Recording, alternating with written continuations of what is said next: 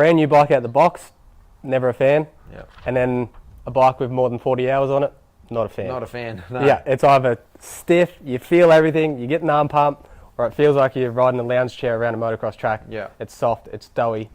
What's frame rigidity about?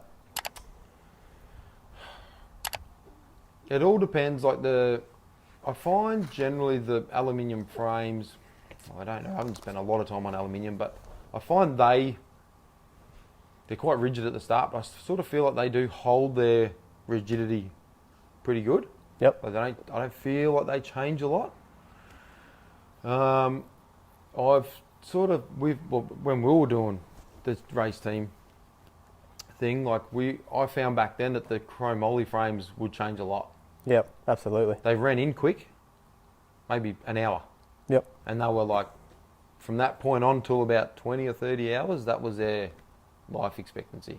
Once we got outside of that, they were floppy jalopies, mate. They were hopeless. Like a windsock with no wind. I still remember one day we were testing, and I did it with Simo too back then, but we were having trouble getting a bike to work, and it was a setting we'd been running for 3 or 4 months.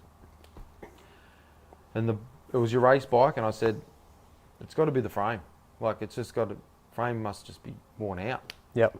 And we come back, and I think you stayed here the night, and we got another bike, because we had a new bike sitting there. And we turned that into the race bike. We put all the suspension in that we were running the day before that didn't work.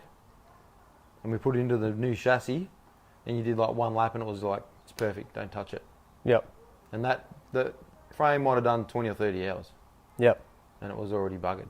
Yeah, very, very underrated is frame rigidity. So what will happen is the welds will stretch, the metal will get a little bit softer, and it'll flex a lot more. So the travel you would get from your suspension will now be, the energy will be like dispersed through the frame a bit, or it won't at all. That's right. And you'll feel all of that, or you won't feel any of it. That's right. And it'll...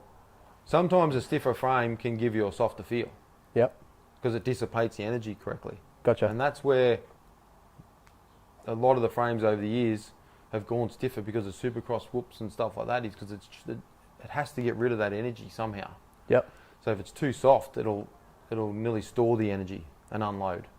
But then it'll be better for turning when it's like that, because it does have a little bit of movement in it. And so there is the whole frame flex thing has been well documented, as in like it's been spoken about a lot in the last 5 to 10 years. For sure. I think the majority of complaints I hear from pros in America when they talk about their setup, it's about the rigidity of the frame or the balance of it. And that's when they go to a new model each year. I've always, since like 21, like with the CRF 450 frame, I've always felt like they're quite rigid to ride. Yep. It's very hard to get them to feel good everywhere. When the track changes, they change a bit. Yep. And I've always sort of said I feel like the chassis is too stiff in some area. Mm-hmm.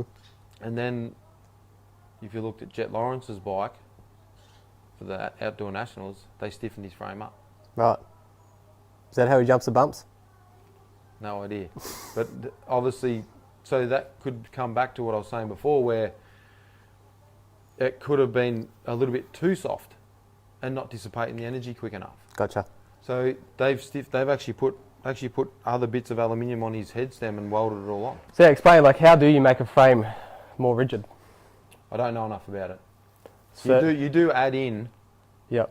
Some KTMs back in the day, like back in even 2004, they're the pro guys in Australia and the Super Motard team and the MXGP guys, they would actually get a hollow bit of tube of steel, and where the 2 gussets were on the front of the head stem, there was just a hole there on both sides. Yeah, right. They actually would put that in there and weld that up, and they said that was the best way for.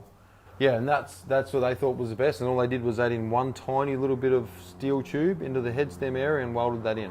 Yeah, right.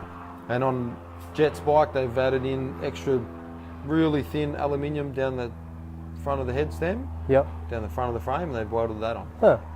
I know when Chad Reed was on Suzuki and Matt was close with him, they would test day and night. That's what Chad Reed would do. That's Chad, yeah.